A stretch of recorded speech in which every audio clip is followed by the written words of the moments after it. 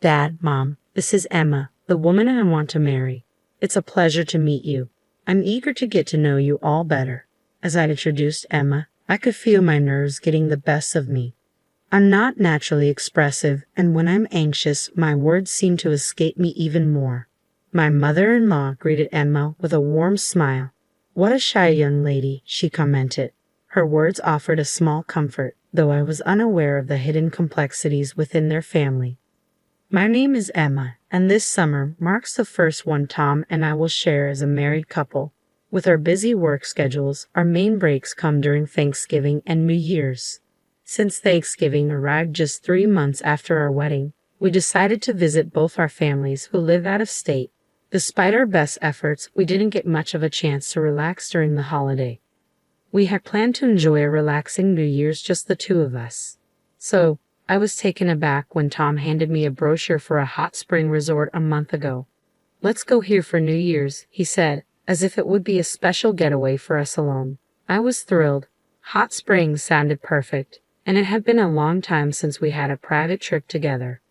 "Did you make the reservation?" I asked eagerly, but my excitement quickly faded. "This place is run by a relative," Tom explained. "My parents are going, and they've already booked the reservation for us. They thought it would be nice if we joined them." "What do you mean?"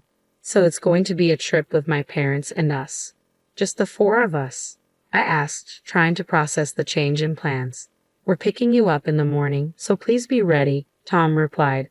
The idea of spending the trip with my in-laws was a bit overwhelming, but as a newlywed, I didn't feel it was my place to voice any complaints, so I reluctantly accepted the situation. Then, just a week before the trip, as I was packing, Tom came home from work. "You're right on time," he said. "We're actually leaving tomorrow, so hurry up and finish packing." "Wait, isn't the trip next week?" I wondered. Maybe Tom had mixed up the dates, but that wasn't the case.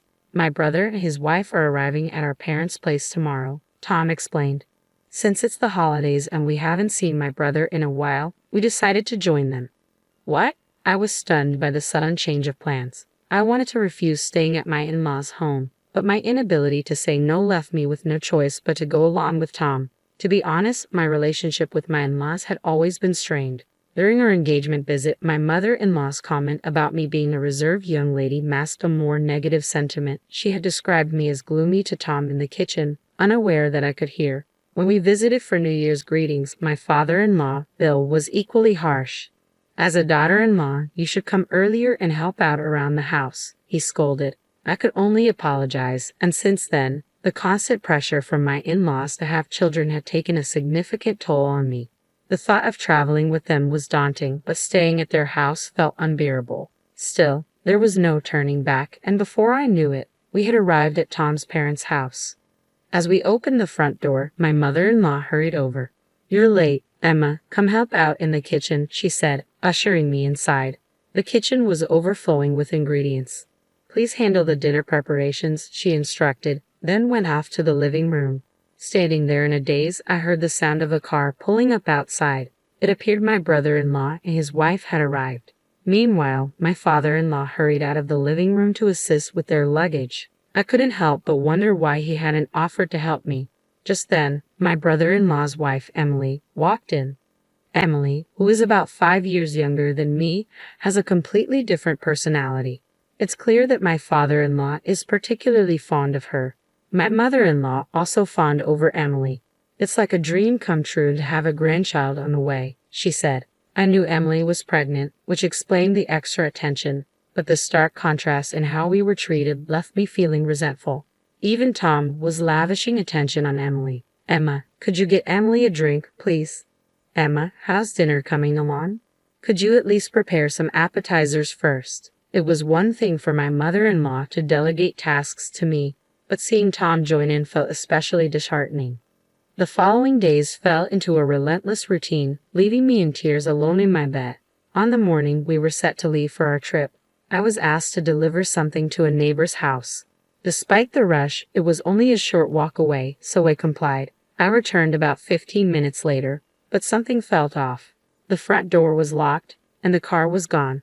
I realized I had been deceived. Just then, my husband called. Emily said she's feeling well, so we decided to bring her along. "Emma, please stay behind this time," I had been told that Emily and her husband wouldn't be going on the trip due to her pregnancy, so I was surprised to learn they decided to take her after all. I couldn't tell if this was a last-minute change or if it had been planned from the start. It felt as though they were trying to push me out. In that moment, something inside me snapped, and I found myself smiling more than I ever thought I could. Is that so? Have a safe trip, I said, my tone surprisingly cheerful. Tom sounded taken aback on the phone, probably expecting me to cry or beg him to stay. We'll cover the lodging costs, so I'll use the usual credit card, he added. I kept my smile in place as I replied, bonded. Okay, got it. What's next? Since I had my valuables with me when I left, I could manage to get back on my own, but the thought of just returning was frustrating. While I stood at the front door, trying to figure out my next move, I heard a voice call out from behind me. Aren't you the wife from this house? It was Lily from the neighborhood, known for her chatty nature. She had struck up a conversation with me on my first day here while I was working in the yard, and I had listened to her monologue for quite a while. At that moment, I felt a surge of emotion and tearfully explained to Lily how I'd been left behind for the trip and had been working non-stop since arriving. I never expected to be left behind for the trip, and I didn't think I'd end up working so much without any help, I said, trying to sound as genuine as possible. Lily listened with heartfelt concern. That sounds really tough. I can't understand what they find so off-putting about you. I poured out everything that had happened, feeling the weight of my emotions. I don't even have a car to get back home, I added, tears welling up in my eyes. Lily, seeing my distress, offered to let me stay with her if I needed a place. I hesitated for a moment but ultimately decided to accept her kind offer and went inside her house. Lily's husband and son greeted me with surprise as I arrived. Lily quickly filled them in on the situation. That's awful. Please make yourself at home and relax here, they offered warmly. Once I settled into the guest room, immediately dialed a number I had in mind, the credit card company. Although Tom had never had a credit card before our marriage, he began using my family card after we got married. I suspected he would use it to cover the trip expenses. Tom is all about appearances. I canceled the card and turned off my cell phone while I stayed at Lily's. They took excellent care of me, insisting that I relax and not lift a finger. I knew I would need to find a way to thank them properly in the future. Lily loves chatting with everyone in the neighborhood and often engages in lengthy conversations with anyone who visits her front door. My situation seemed to spread quickly around the area.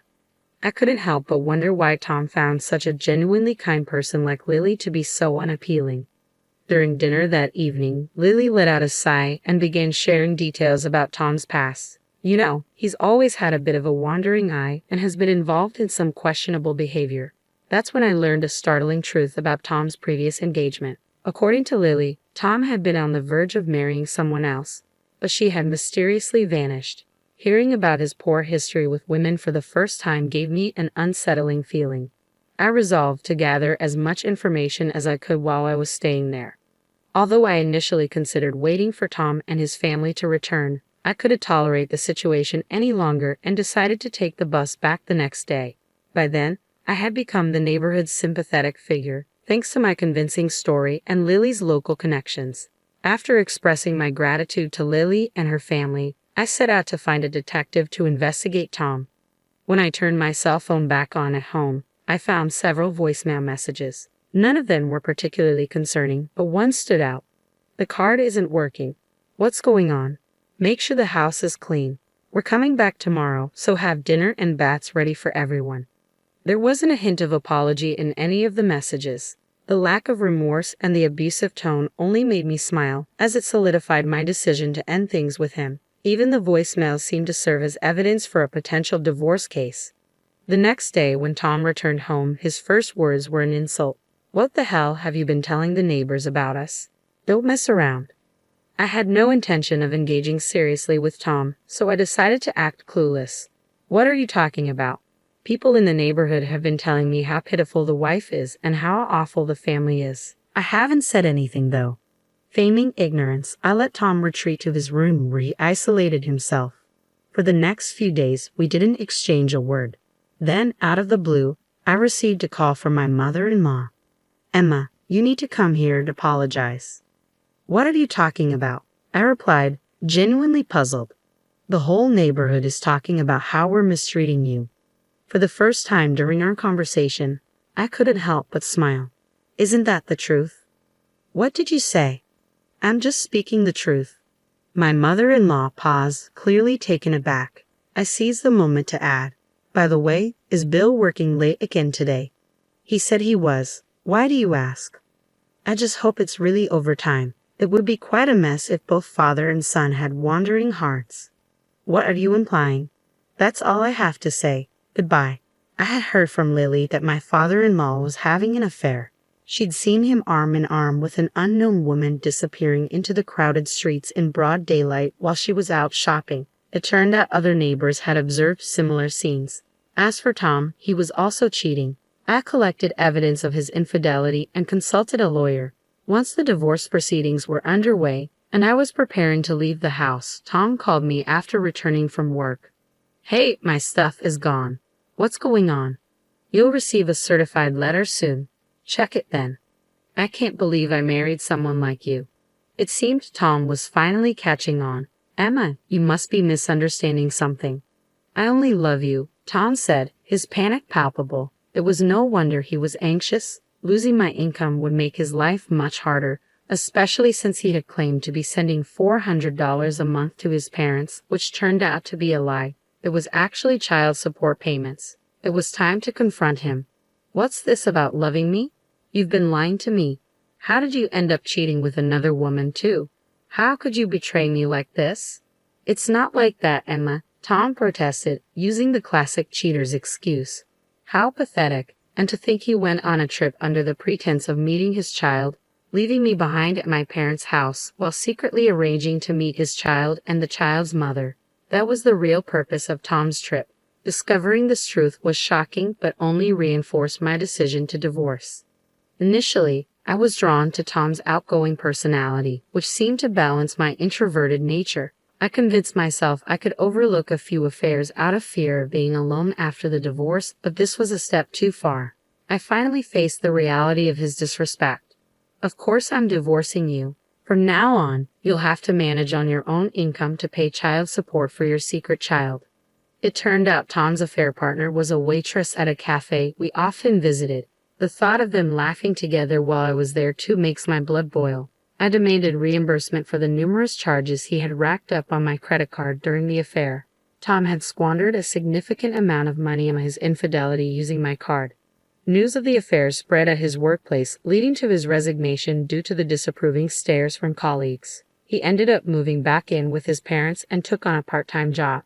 The affair also caused a rift within my in-law's family, souring relations and leading to my brother-in-law and his wife severing ties with us. Although I had never gotten along well with them, Emily reached out with an apology after the divorce. It turned out we had simply been incompatible, and she was actually quite normal. She had been reluctantly dragged along on that trip as well. I was relieved to hear that her baby was born healthy. Tom's parents ended up selling their home and moving into an apartment. With the proceeds, Tom paid off my credit card in full.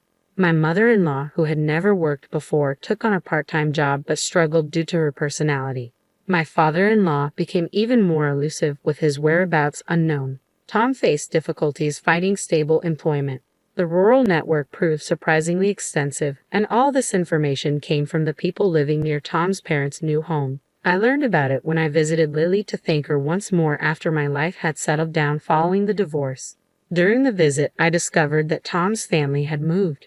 Lily also mentioned something unexpected. My son would like to have a proper conversation with you. Emma, would you be interested in contacting him?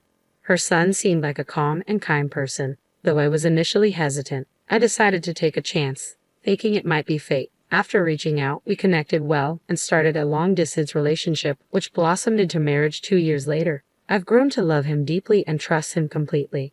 Lily has become my mother-in-law, and 2 years later, we welcomed a daughter. Our family of 3 is happy, and my new in-laws are affectionate toward our daughter and treat me with kindness. It's been a surprising turn of events, but perhaps it was meant to be. The challenges I face have made me stronger, and I'm grateful for this unexpected but wonderful outcome.